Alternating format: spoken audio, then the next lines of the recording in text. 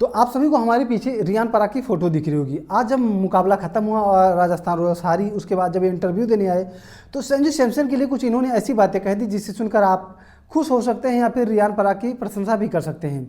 देखो, अगर हम इस मुकाबले की बात करें तो ये मुकाबला काफ़ी नज़दीकी हुआ जिसमें राजस्थान रॉयल्स की टीम को हार का सामना करना पड़ा। खैर, ये मुकाबला काफ़ी नज़दीकी था और नज़दीकी मुकाबले में अक्सर राजस्थान रॉयल्स हार जाया करती है, क्योंकि देखो अगर इससे हम पहले बात करें तो दिल्ली से नज़दीकी मुकाबला हारे, उसके बाद ये आरसीबी से मुकाबला नज़दीकी हारे, दिल्ली से हारे और आज केकेआर के सामने हारे।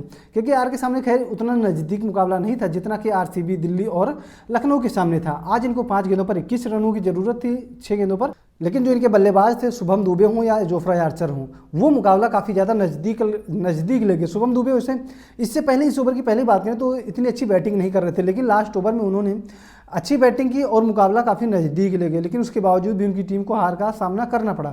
अब देखो, इस मुकाबले की बात करें तो इस मुकाबले में आज देखो उनकी जो ओपनिंग जोड़ी थी सूर्यवंशी की और जायसवाल की, वो नहीं चली। हालांकि देखो जायसवाल ने 30-35 रन जरूर बनाए, लेकिन जो उनका विस्फोटक बल्लेबाज था वैभव सूर्यवंशी, वो नहीं चला। अगर वो चलते तो शायद मुकाबला एक तरफा राजस्थान रॉयल्स जीतती, और वो पहले ही ओवर में आउट हो गए।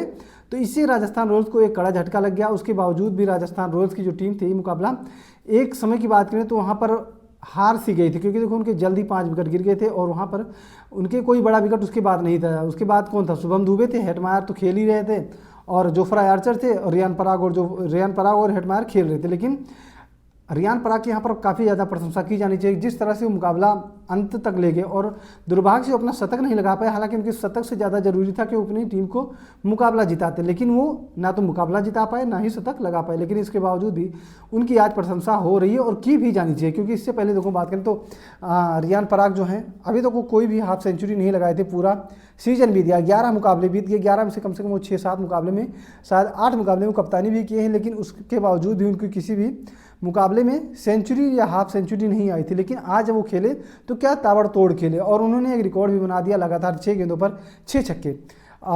भले ही उन्होंने एक ही गेंदबाज को 6 छक्के न मारे हों, लेकिन उन्होंने अपनी 6 गेंदों, जितनी भी लगातार 6 गेंदें खेली उसमें 6 छक्के उन्होंने लगाए। 5 गेंद उन्होंने लगातार मोइन अली को 5 छक्के मारे, उसके बाद जो अगला गेंदबाज आया उसको भी 1 छक्के मारे। उसके बाद देखो अगर हम बात करें इंटरव्यू की, तो जब मुकाबला खत्म हुआ या हार गए, उसके बाद जब इंटरव्यू हुआ तो उसमें उन्होंने कहा कि देखो ये मुकाबला जो था, उन्होंने अपना सारी जिम्मेदारी जो उन्होंने अपने ऊपर ले ली।